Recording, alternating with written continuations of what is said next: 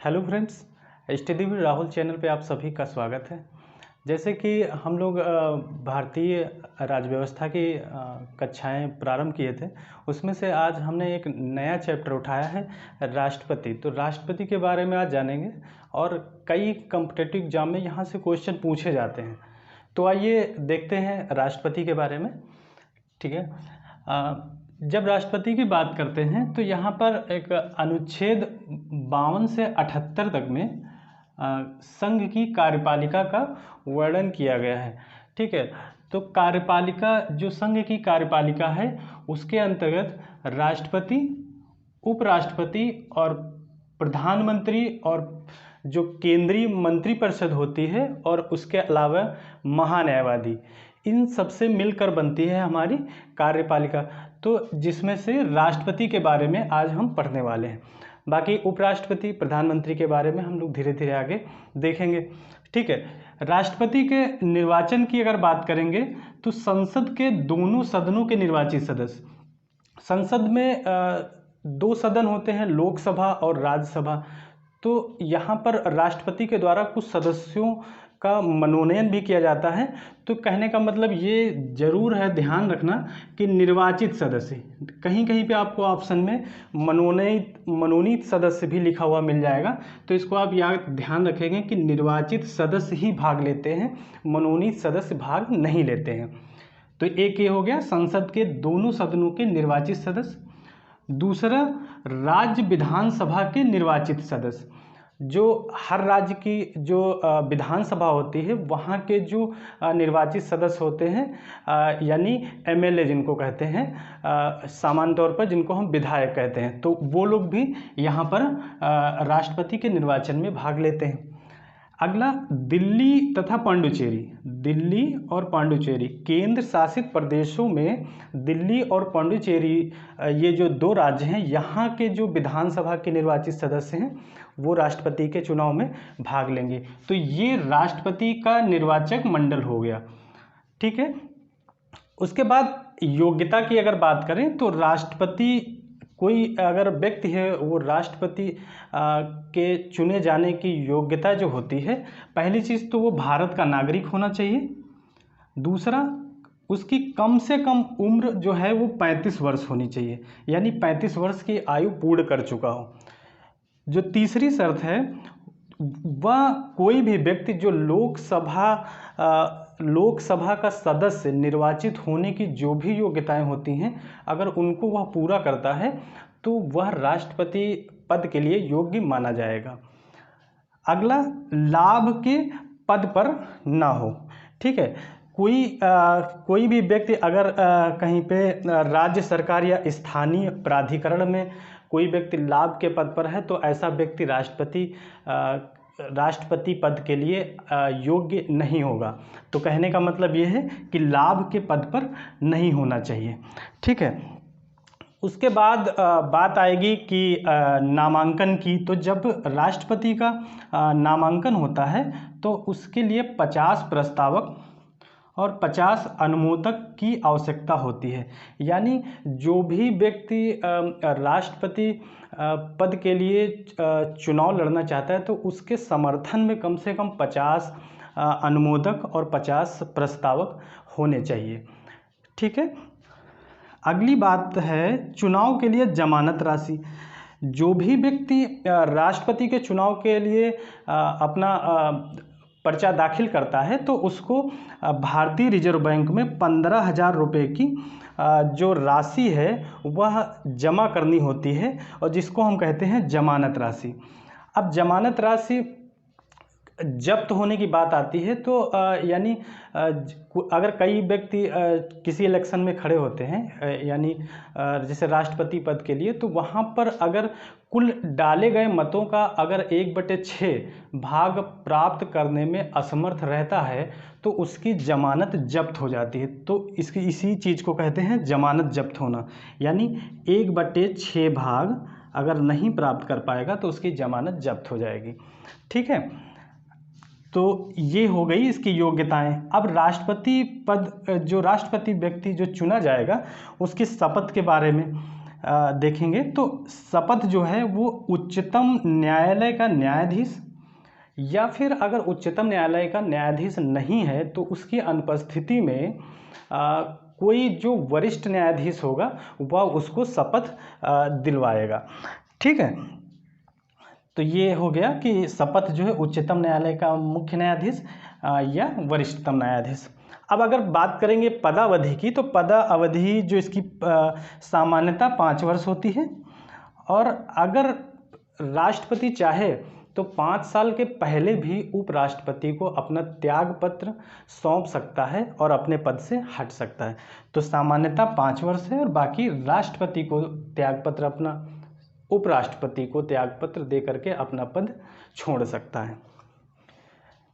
उसके बाद राष्ट्रपति जो है, अगर कोई व्यक्ति राष्ट्रपति अपने पद पर है तो उसको अगर उसके पद से हटाना है, यानी कुछ वो असंवैधानिक कार्य कर रहा है, तो उसको उसके पद से हटाने के लिए जो प्रक्रिया प्रयोग की जाती है उसको कहते हैं महाभियोग प्रक्रिया।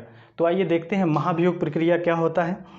महाभियोग प्रक्रिया जो है, संसद के किसी भी सदन यानी राज्यसभा या लोकसभा कहीं पर भी उसको राष्ट्रपति पर महाभियोग प्रक्रिया चलाने के लिए किसी भी सदन में प्रस्ताव लाया जा सकता है, बशर्ते वहाँ पर शर्त है कि जिस भी सदन में यह प्रस्ताव लाया जाएगा उस सदन के 1/4 सदस्यों के हस्ताक्षर होने चाहिए। यानी जिस सदन में प्रस्ताव लाया जा रहा है तो उस सदन के 1/4 सदस्यों के हस्ताक्षर होंगे, यानी राष्ट्रपति के विरोध में। ठीक है, उसके बाद इस पर चर्चा होगी। फिर ये जिस भी सदन में लाया जाएगा उस सदन में 2/3 बहुमत से पास होना चाहिए। उसके बाद अगले सदन में जाएगा, वहाँ पर भी 2/3 बहुमत से अगर वह प्रस्ताव पास हो जाता है तो राष्ट्रपति को अपने पद से हटना पड़ेगा। तो ये यहाँ पर देखेंगे, संसद में 2/3 बहुमत से पास होने पर पद समाप्त हो जाएगा। जब भी राष्ट्रपति पर महाभियोग की प्रक्रिया लगाई जाएगी उसके 14 दिन पूर्व राष्ट्रपति को सूचित किया जाएगा कि हम आपके खिलाफ प्रस्ताव लाने वाले हैं। तो ये हो गई महाभियोग प्रक्रिया। तो महाभियोग प्रक्रिया क्या है कि राष्ट्रपति को उसके पद से हटाने के लिए महाभियोग प्रक्रिया प्रयोग की जाती है।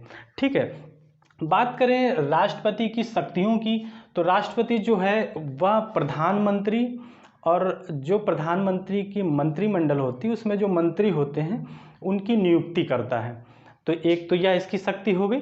दूसरा, राज्यसभा में 12 सदस्यों का मनोनयन करता है। जैसा कि हमने अभी यहाँ पर आपको बताया था कि निर्वाचित सदस्य, अब ये संसद में मनोनीत और निर्वाचित सदस्य दोनों होते हैं। ठीक है, तो यहाँ पर मनोनीत जो सदस्य होते हैं वह राज्यसभा के लिए 12 सदस्य मनोनीत कर सकता है राष्ट्रपति। लोकसभा की अगर बात करें तो लोकसभा में 2 सदस्यों का मनोनयन राष्ट्रपति के द्वारा किया जाता था, लेकिन अभी 2019 में जो संशोधन हुए हैं उसमें लोकसभा के लिए जो 2 आंग्ल भारतीय समुदाय के जो सदस्यों का मनोनयन होता था उसको समाप्त कर दिया गया है। तो इसलिए इसको हम बस ध्यान रखेंगे, यहाँ पर लिखा नहीं है हमने। अगली चीज़ देखते हैं, राष्ट्रपति की वीटो शक्ति।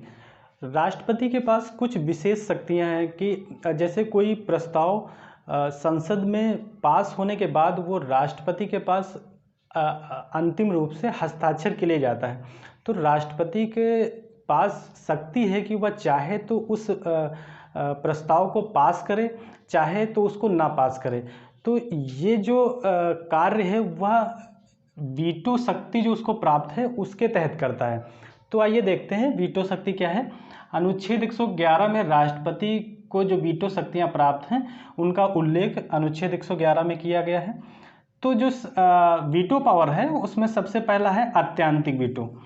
ठीक है, दूसरा निलंबनकारी वीटो, और तीसरा जो है वो है पॉकेट वीटो।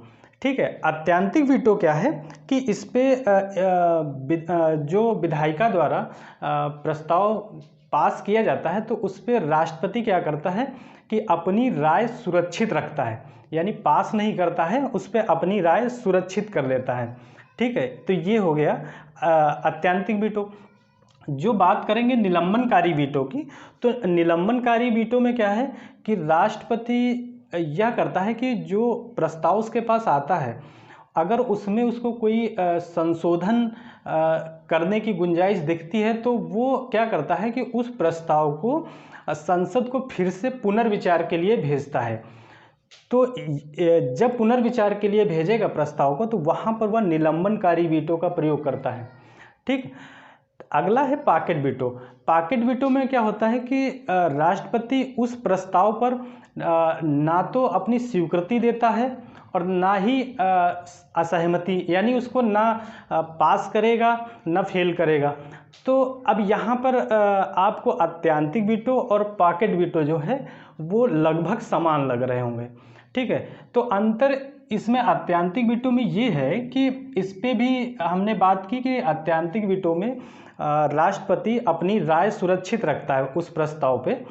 तो यहाँ पर दो कंडीशन बनती हैं। एक तो अगर वह प्रस्ताव किसी गैर सरकारी व्यक्ति के द्वारा संसद में पेश किया गया था।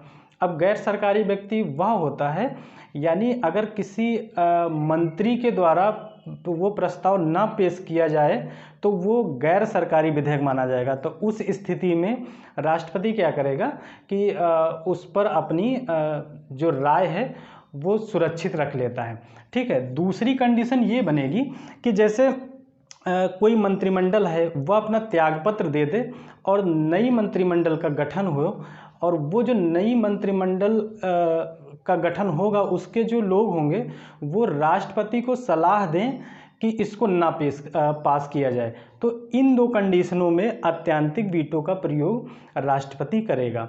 उम्मीद करते हैं कि अब पॉकेट वीटो आपको समझ में आ गया होगा। ठीक है, अब आइए कुछ यहाँ पर जो प्रमुख अनुच्छेद हैं उनको हम थोड़ा देख लेते हैं। इनसे क्वेश्चन कई बार एग्जाम में डायरेक्टली पूछे जाते हैं, तो हमने कुछ यहाँ पर जो महत्वपूर्ण अनुच्छेद एग्जाम में कई बार पूछे गए हैं उनको यहाँ पर हमने लिखने का प्रयास किया है। आइए समझते हैं। पहला है अनुच्छेद 52। अनुच्छेद 52 में क्या है कि एक राष्ट्रपति होगा, यानी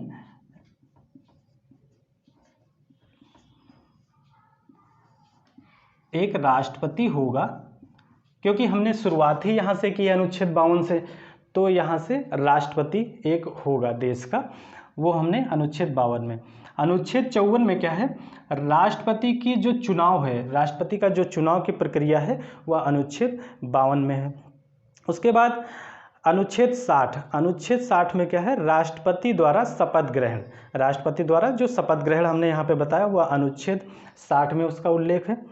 अनुच्छेद 61। अनुच्छेद 61 में महाभियोग प्रक्रिया का उल्लेख किया गया है जो उसके पद से हटाने के लिए है, इसकी भी बात हमने की।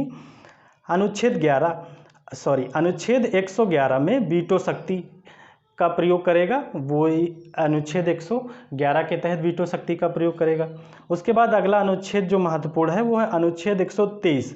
अनुच्छेद 123 के तहत राष्ट्रपति को अध्यादेश जारी करने की शक्ति प्राप्त है।